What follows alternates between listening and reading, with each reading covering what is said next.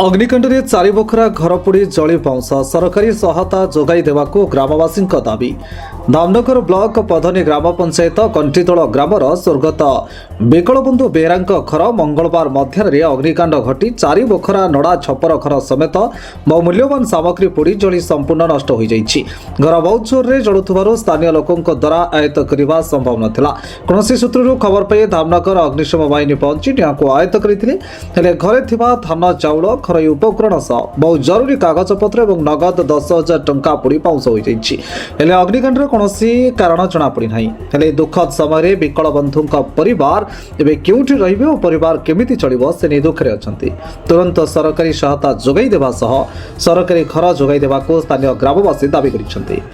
मना दुलाणी बेरा घर कोठी कोठी देलो घर पर हम जाई सिराद खाए आसिला आले सिगरेट तार जळी कण मुंड कतर आसिला दमकल पुड़ी गली पेलेन।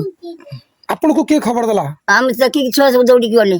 आपन घरे के थिले ना थिले ना के हम घर नथिन। प्रशासन के आसले ना आपन पखो? हां अरे ऐसे पाले खन दे जाइनी सरपंच जण आइते म केमिते ओइ में सार सही व्यवस्था करू म कोई बन चिराई बन में कथा कोई बन खाई नहीं पी नहीं।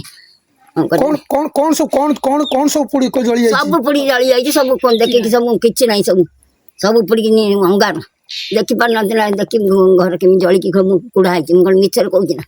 कौन कहबे प्रशासन को कौन कहबे? केमि मते रहया व्यवस्था करबा घर खंड मत दब केमि खा चली म सही व्यवस्था करिए सर। मैं प्रहलाद पंडा घर कंटदा घर तो पड़ी गला मु से दिन जानि पल्ली मु नथि पळे भद्रख तापर सुन राति के सुनले तापर सकाळ घर पड़ी जाई पर देखली आ से बहुत गरीब लोक दिन मजुरिया बहुत कष्ट से चलते घर तो पड़ी रहा केमि रहिबे आपण शीघ्र टिके सरकार विहित पदक्षेप नै ताऊ सहायता करी करंती से माने उपकृत हेबे।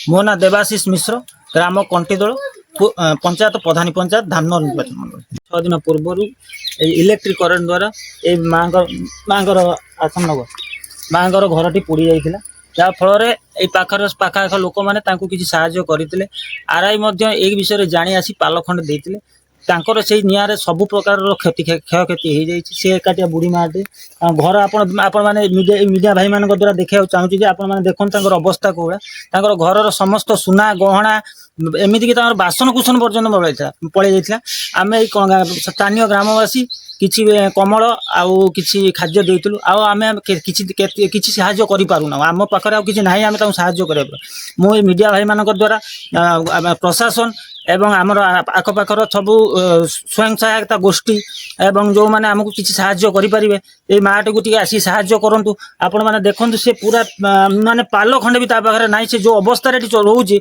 आपण मैंने देखिले आप आखिर लुह बही पड़ो मैंने खाइबा को नहीं पिंधा को नहीं गोटे पाल तले से गोटे कमर से तार छोट छोट नाती नातुणी नहीं जीवन यापन करजे देखूँ मुझे मीडिया भाई मानक धन्यवाद दूसरी जो मैंने आसी ये मार कष्ट को देखिं कष्ट को लाघव करने से न्यूज चैनल माध्यम लोक मान सब जनाऊँ आपण मान मोर विशेष अनुरोध यथाशीघ्र प्रशासन को मोर विशेष अनुरोध यथाशीघ्र ये बुढ़ी मार शैतान व्यवस्था करा जाऊ एवं निश्चित भाव घर किसी गोटे अनुदान दि जाऊ जहाँफल से माने बंची पारे आपण मैंने देखुं बर्तमान टेम्परेचर 10 डिग्री 15 डिग्री हो बिल पाखे ये लोक केमी बंचो आपण मैंने देखूँ मुझे देखा लाइव देखा मीडिया भाई मान द्वारा प्रशासन तरफ सरपंच कि समस्त को आम जना जा समस्ते जानते आपण मैंने देखुं छोट मोट घटना नुहे आम पंचायत 10-12 किलोमीटर रेडियस भर ये जब गोटे निआ लगी आपण मैंने कौट जाणी आसपारे समस्त को जन कि एपर्यंत कौन साहाय्य मिले